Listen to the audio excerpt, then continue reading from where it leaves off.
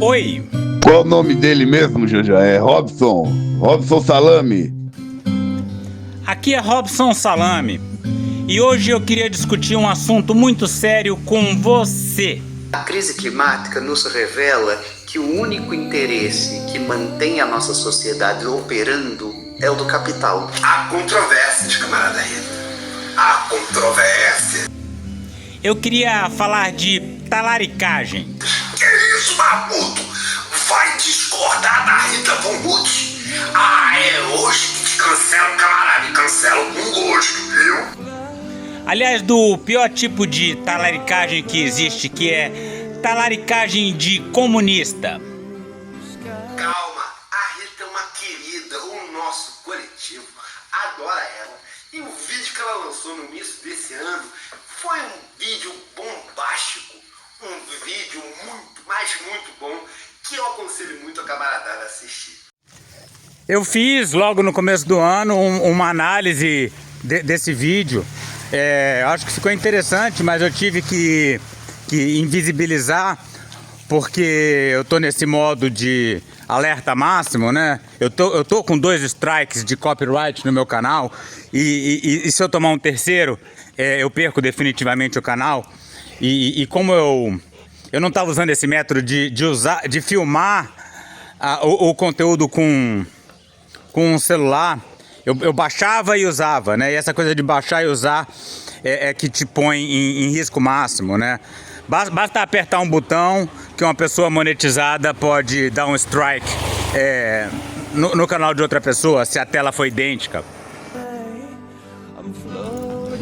E é só por isso que desde ontem agora foi comprado o celular do Robson Salame, que é esse celularzinho aí azul, que a gente vai usar para filmar de um no outro e ficar na segurança do strike. E agora que tem o celular do Robson Salame, eu pude criar o WhatsApp do Robson e vamos fazer uma newsletter sobre notícias ambientais. Nada de colapso ambiental, essas coisas pessimistas não. Só coisa otimista, para botar a gente pra frente, engajar na luta. Mas é que teve alguns pontinhos ali que a camaradada anda agora querendo discutir. E a gente resolveu falar disso nesse vídeo. Vem comigo que eu te explico.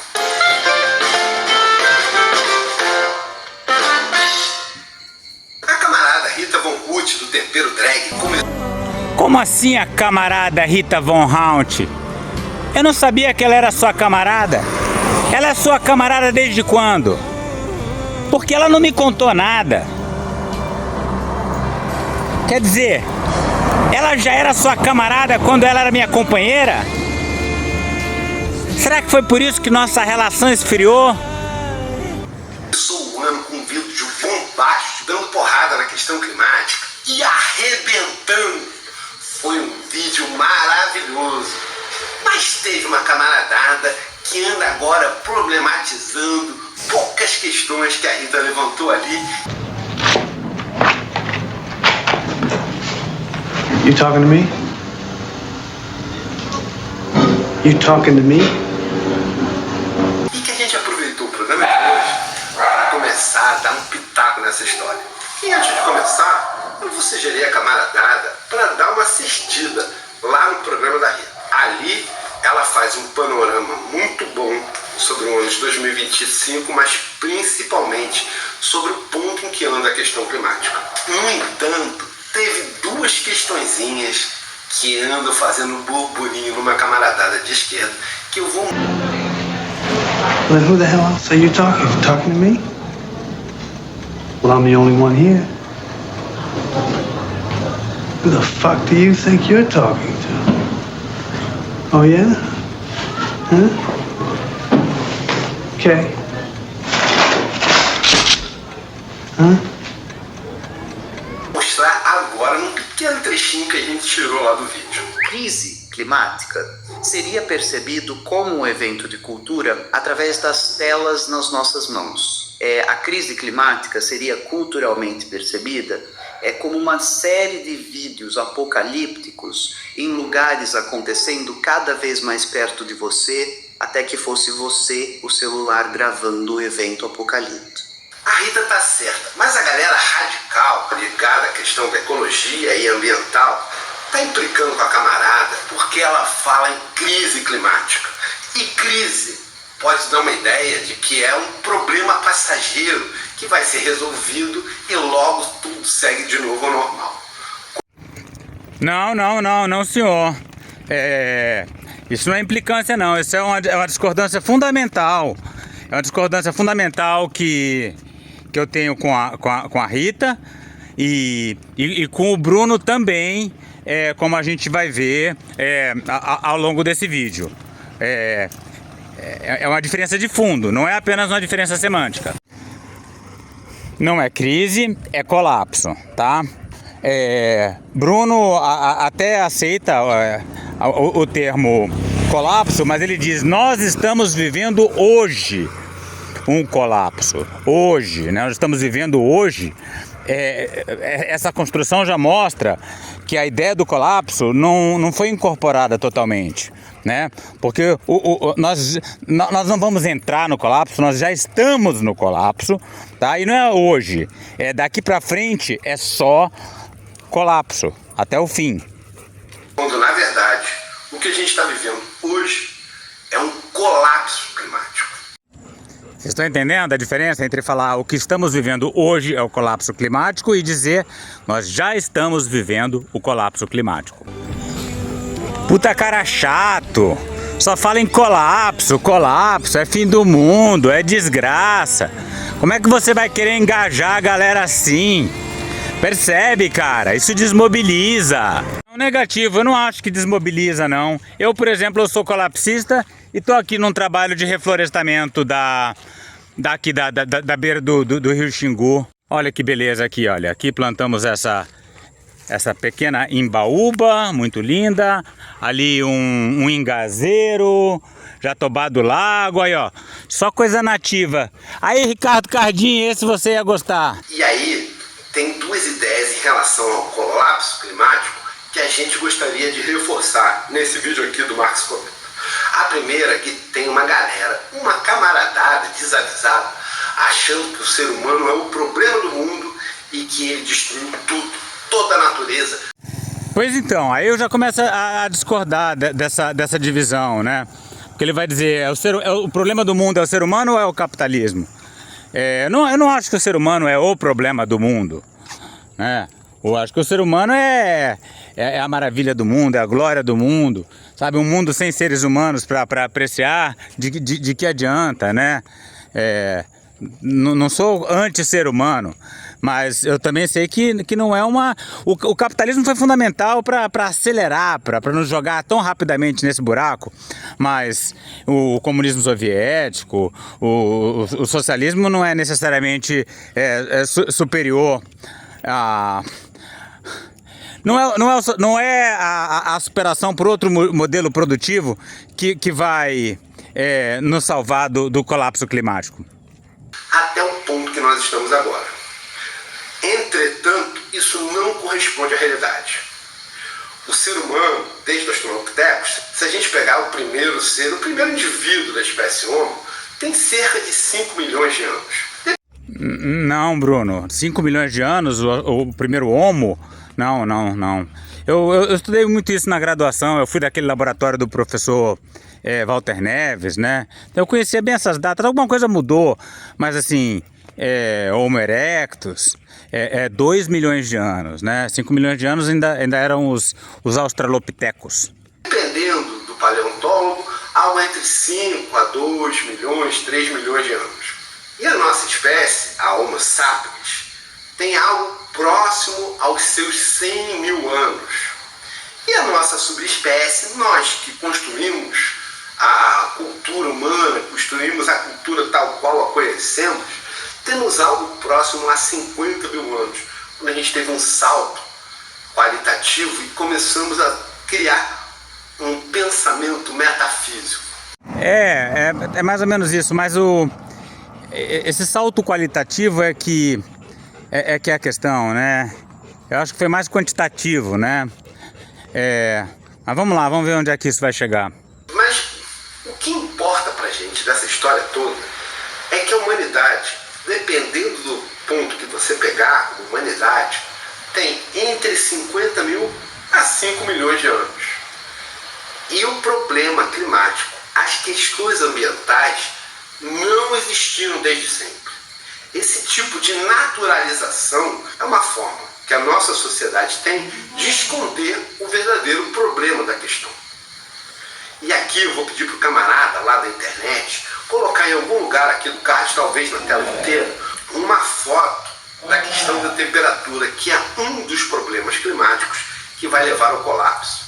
Se vocês perceberem, a temperatura na Terra coabitou com o ser humano existindo tranquilamente. A humanidade, portanto, não é grande causadora dessa extinção em massa que parte dos biólogos e geólogos estão agora chamando de antropoceno, dizendo que é a primeira vez que uma das espécies terrestres, uma das espécies do planeta Terra, causa o grande colapso que vai levar à extinção da maior parte da vida no planeta. E nesse gráfico isso fica bastante evidente pelo fato simples de que enquanto o ser humano existia, a temperatura oscilava de forma natural, junto com a humanidade. É verdade, mas primeiro que as mudanças já começaram lá atrás, eram muito sutis, mas já aconteciam. O homem pré-histórico já causou mudanças climáticas e não só isso, né?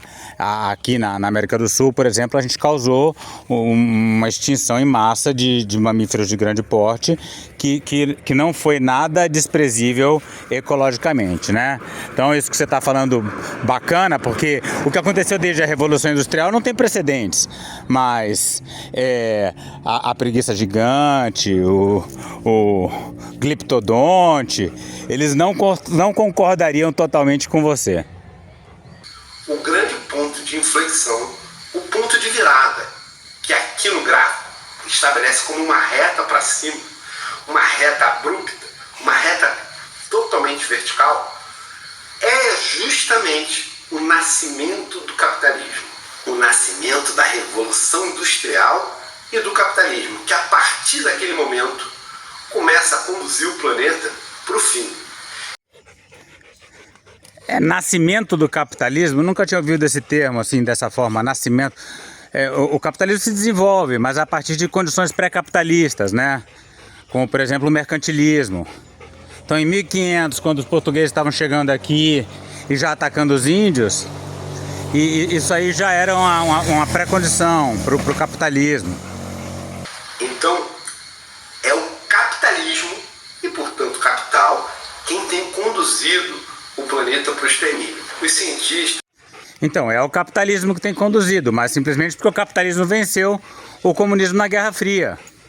Se por acaso as condições tivessem sido diferentes e a União Soviética tivesse vencido, a gente também estaria caminhando para o colapso, talvez não exatamente na mesma velocidade, mas a passos largos, sem dúvida alguma. Nas diversas polêmicas que existem sobre esse tema, divergem em vários aspectos, mas há um consenso criado em torno da temperatura máxima possível chegar desde o início da Revolução Industrial até o momento em que vai colapsar o sistema como um todo. Não existe o momento que vai colapsar. Já está colapsando, nós já estamos vivendo o colapso. Agora, se vai ter uma hora que tudo cai, que nem uma casa que desbarranca, ou se vai cair uma parede, outra parede, um quarto, outro quarto, isso aí ninguém sabe direito como é que vai ser, né? Se vai ser se vai cair feito um estrondo ou como uma série de pequenos baques. Isso não se sabe. O fato é que o colapso já está acontecendo. Que é 1,5 grau. Então entendamos, desde que iniciou a Revolução Industrial, desde que iniciou esse processo capitalista de acumulação em cima da indústria, o limite máximo que a gente poderia chegar de aumento de temperatura sem grandes danos, com danos, mas sem danos irreversíveis. Não é verdade. É com grandes danos E os danos que estão acontecendo agora são danos irreversíveis.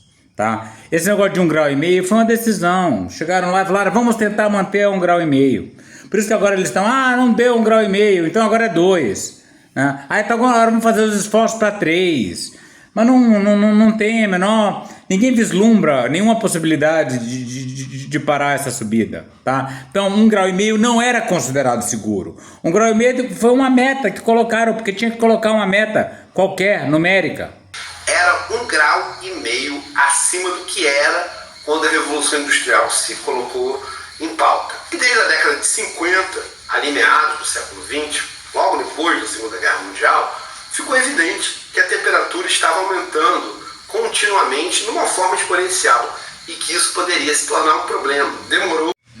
O aumento é mais linear do que exponencial, né? Agora estamos vendo uma aceleração, né, nos últimos poucos anos.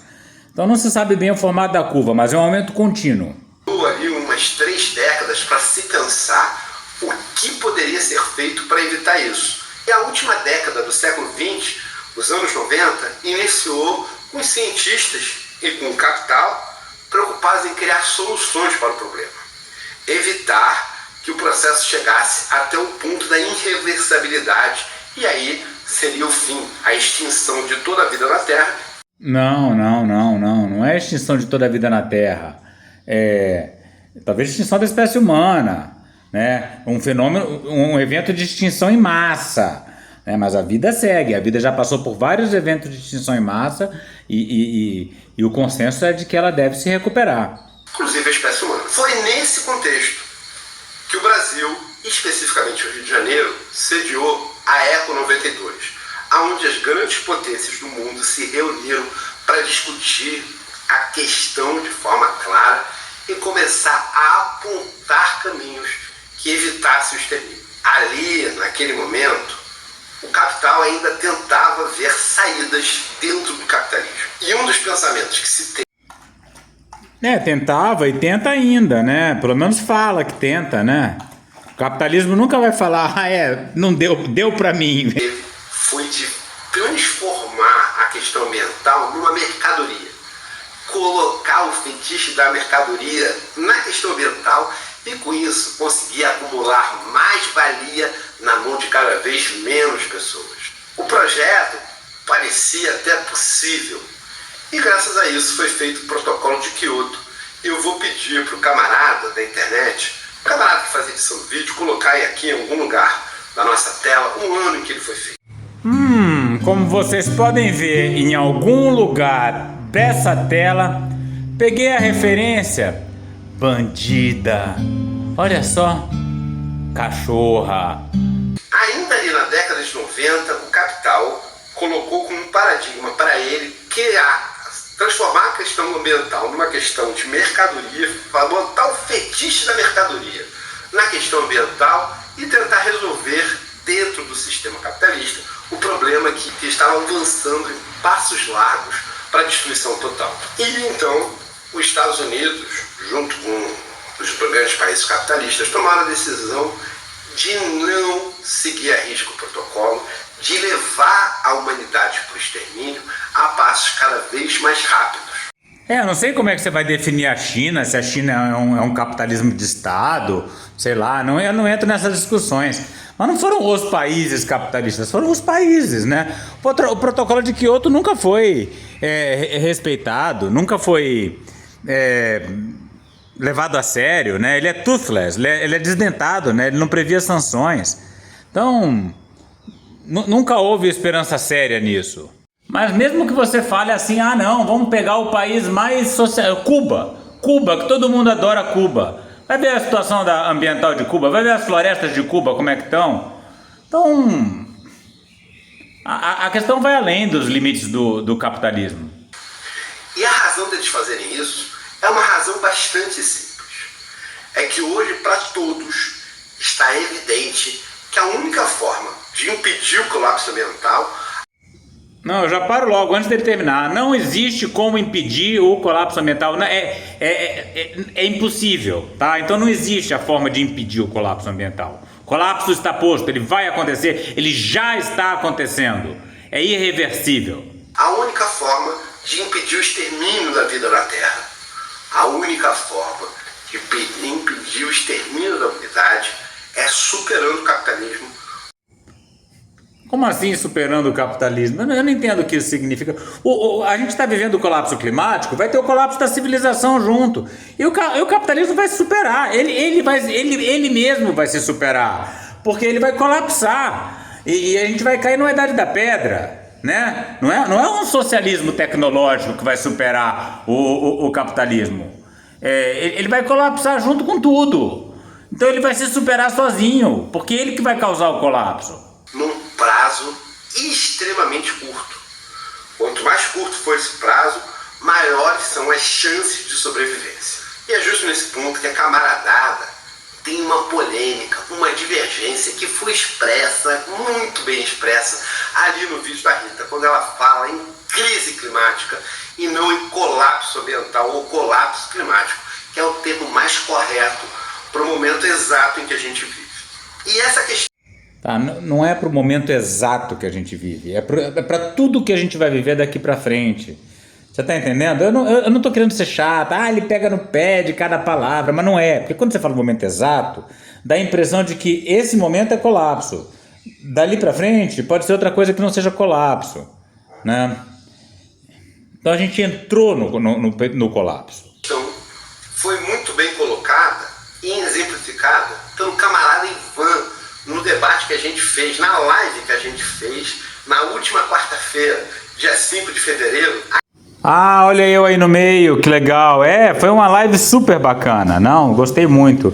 Eu e Pedro e o Marx. Aqui no nosso canal do Marx Comenta. Ali o camarada Ivan deu uma contribuição porreta, muito boa, bastante esclarecedora, que eu vou pedir pro camarada da internet colocar aqui em algum lugar. Lembrando que se a gente for extremamente negativista, se a gente fizer uma visão da realidade que for muito cruel, vai levar ao niilismo e as...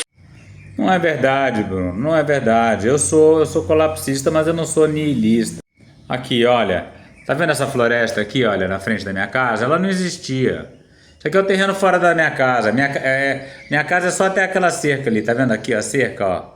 Até a cerca é meu. Fora é o terreno ao lado, que eu transformei numa floresta. Então eu não sou niilista. Eu tô aqui, falei, vou tentar recuperar um pedaço de floresta amazônica aqui do meu lado. E tá aqui, ó, tem uns macacos que só... possivelmente só tem lugar para viver porque eu fiz isso. Então não é verdade achar que reconhecer a inevitabilidade do colapso pode ser importantíssimo para a gente lutar contra certas coisas, como por exemplo a BR-319, a Ferrogrão, a construção de hidrelétricas na Amazônia. Não é verdade que o reconhecimento do colapso leva ao niilismo. Pessoas vão ficar amortecidas e sendo incapazes de ação. O que se... Sabe, eu podia ter visto esse teu vídeo e falado, que bacana, ele falou um monte de coisa boa, vamos deixar, mas não, eu faço questão de registrar, de editar, de comentar ponto a ponto, de botar aqui no canal. É ação. Eu sou colapsista, eu sou dumerista. Então isso não é uma coisa inevitável, não. A gente precisa repensar essa lógica. Ó, cachorro brigando aqui atrás e atrapalhando o vídeo. Seria uma atitude antimarxiana contra esse que vos falo e antimarxista contra todos aqueles cujas teorias derivam da minha obra, mas que tiveram acréscimos diferentes daquilo que eu falei. Como é que é? O negativismo leva ao niilismo, que leva a uma atitude antimarxiana. Então você acha que falar claramente da inevitabilidade do colapso ambiental é antimarxista? Essa parte da camaradada, essa parte da esquerda, quer usar termos que ainda dê vontade de luta nos camaradas da classe trabalhadora, para que eles não fiquem atônitos e impedidos de se mobilizar graças ao fato do fim próximo ser incontornável. Um dos camaradas que já está totalmente desiludido e que não acredita mais na possibilidade de reversibilidade é justamente Rudolf Salmi. Opa, eu aqui! Legal, obrigado pela referência. Pois é, mas eu não sou um desiludido. Eu prefiro dizer que eu sou consciente. Né? Não é isso que a gente fala, conscientizar? Eu sou consciente da inevitabilidade do colapso. Não é uma coisa que eu tirei da minha cabeça. Né? Você tem vários estudos científicos que apontam para o colapso de vários elementos. Tá? Então a gente pode estar iludido com a possibilidade do não colapso. Mas eu prefiro lutar para adiar o colapso. Por isso que eu tenho que lutar contra o agro, contra o fertilizante. Quero dizer, o agrotóxico, né? Mas o fertilizante também, mal utilizado, tem consequências graves.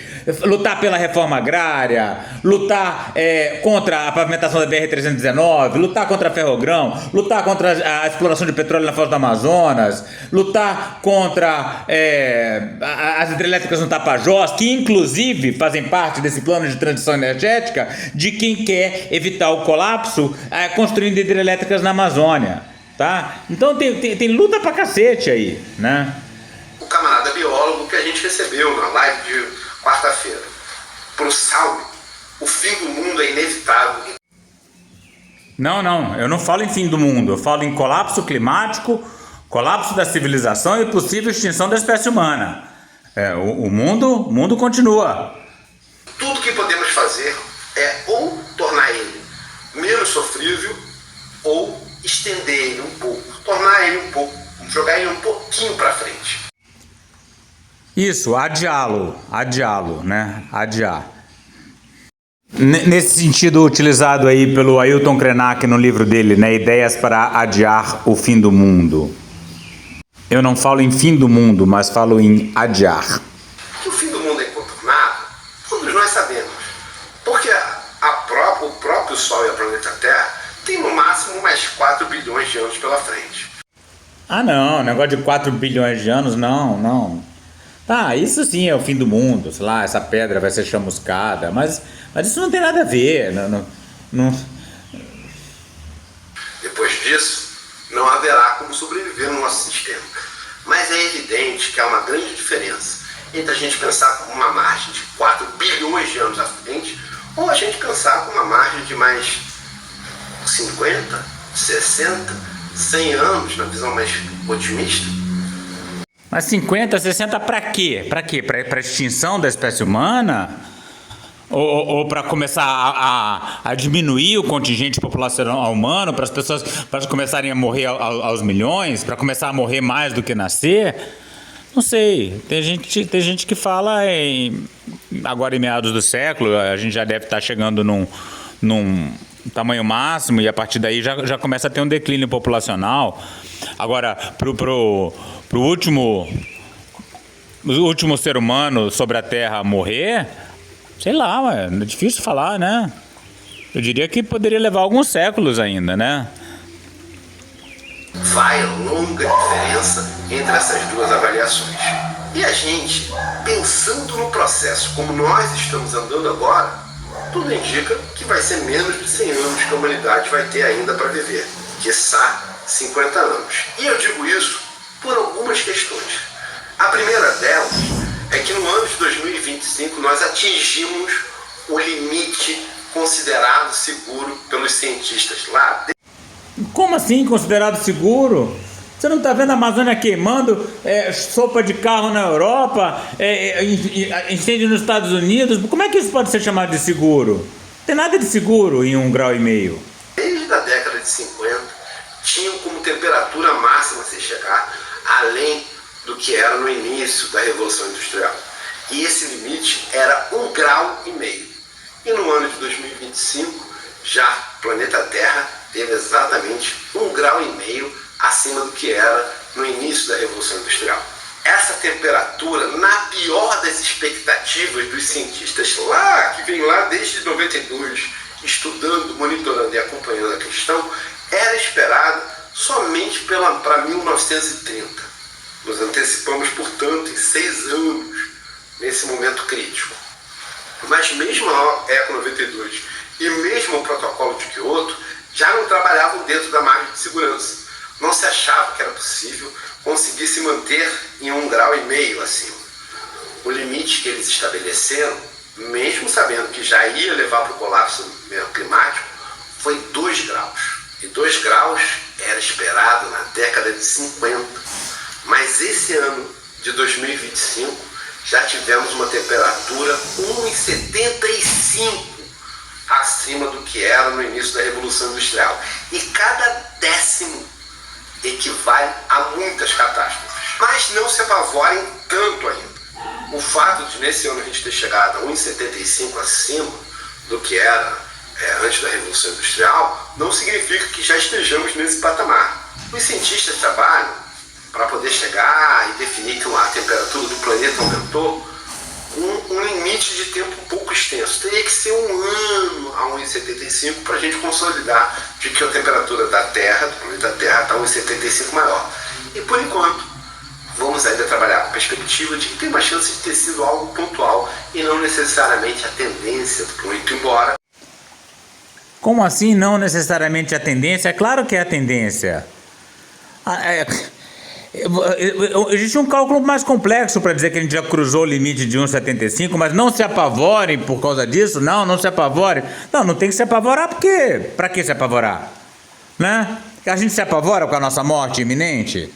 Aqui, eu tenho 50 anos, eu provavelmente não vou viver mais 50 anos, mas eu vou me apavorar? Vou viver apavorado o que me resta? Não, acho que não se apavorar é bom por princípio. Agora, achar que isso pode ser reversível, esse aumento de temperatura, não. Não dá para dizer que já ultrapassamos 1,75, nem 1,5 está oficialmente ultrapassado, porque a gente usa médias, médias de 5 anos para frente, 5 anos para trás. Enfim, tem diferentes formas de se calcular isso, mas a tendência é de subida contínua e não tem nada que a gente possa pensar que possa reverter isso, nem mesmo essa mágica superação do capitalismo nos próximos anos, que é uma coisa que... Como assim? Ninguém fala nisso seriamente. E mesmo que fosse superado, vai ser superado pelo quê? Por uma sociedade descarbonizada? Assim, do nada?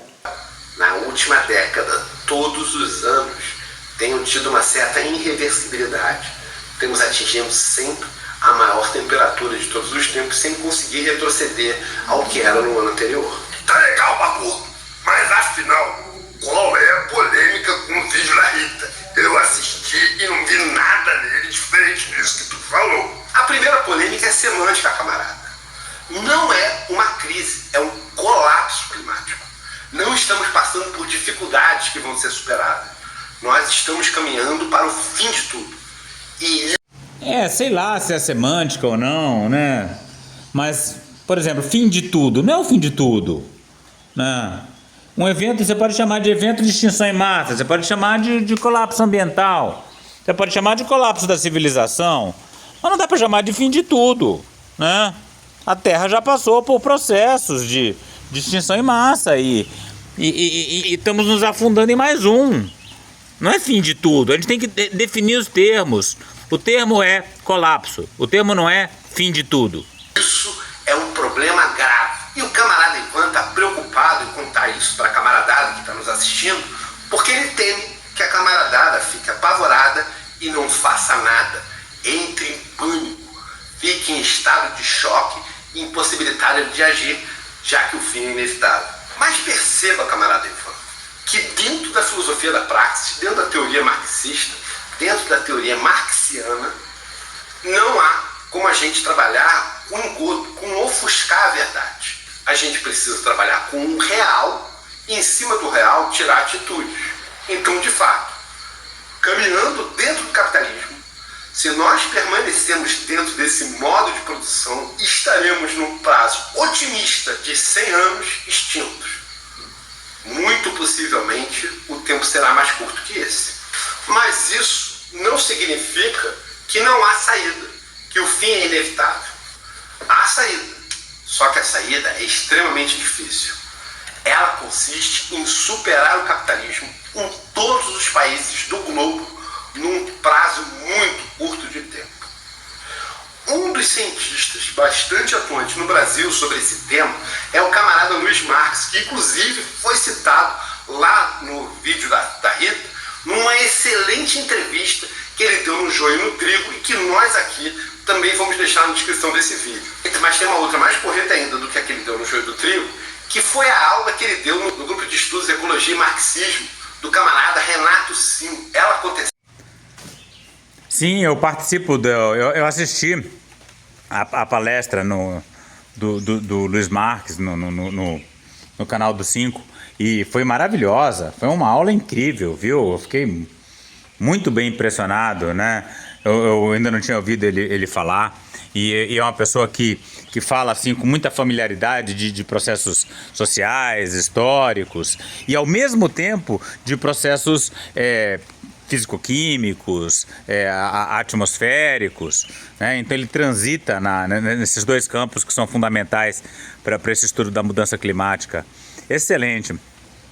Nessa semana, na terça-feira, e ela foi bombástica.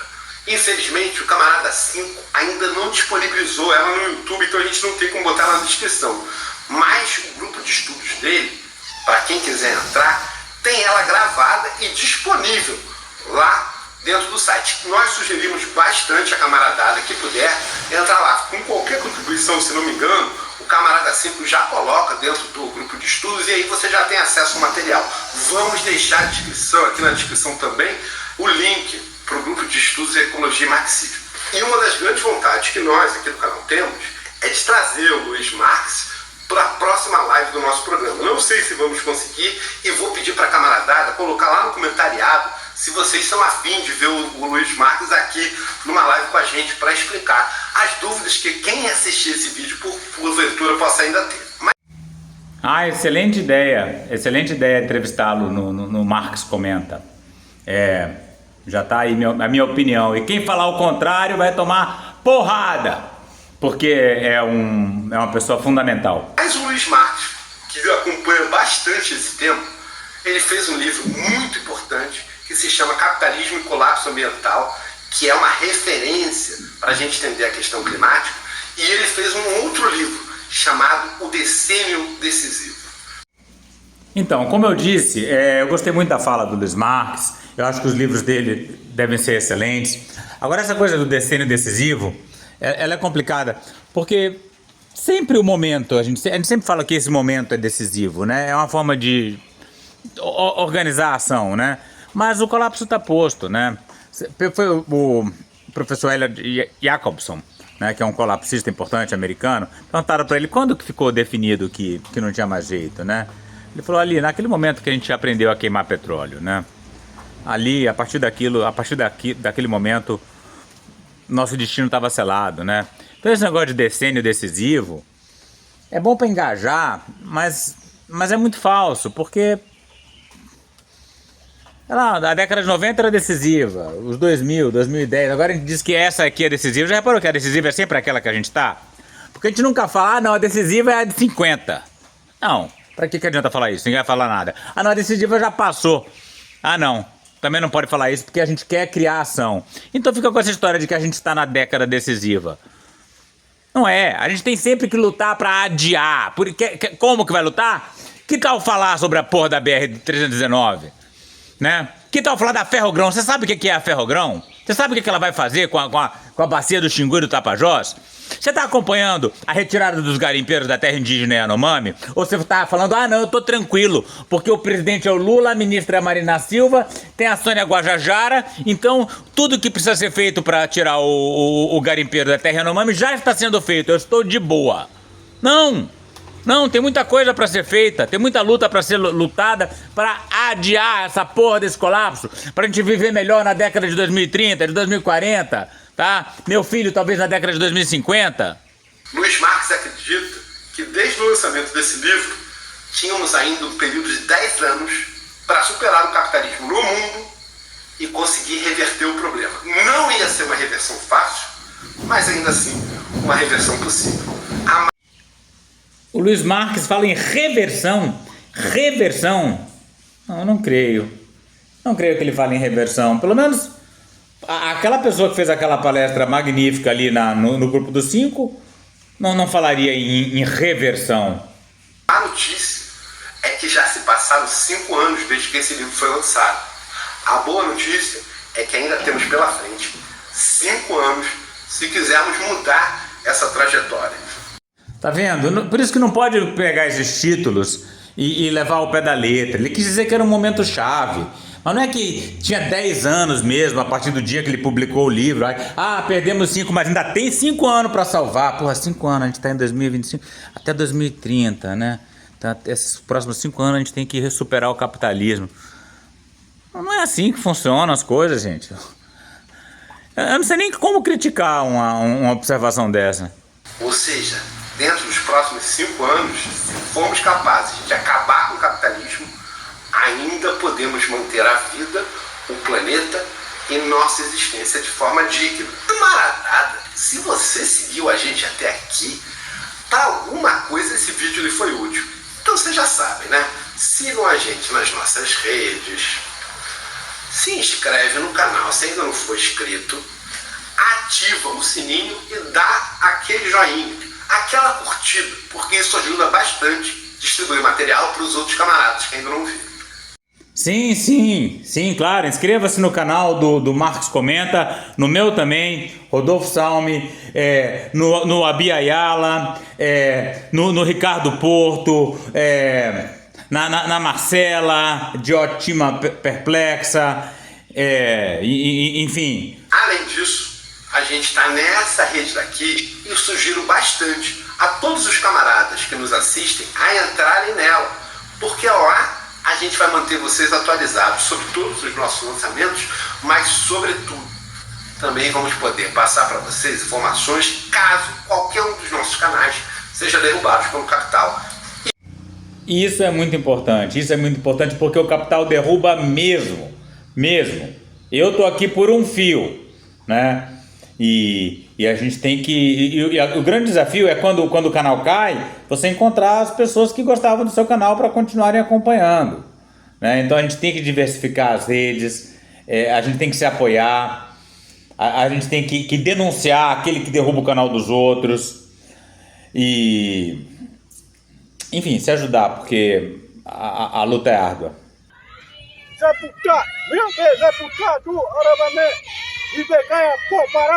Para saber mais e participar dessa luta radical pelos povos indígenas, a floresta tropical e a biodiversidade de modo geral, inscreva-se no canal, deixe seu like e comentário.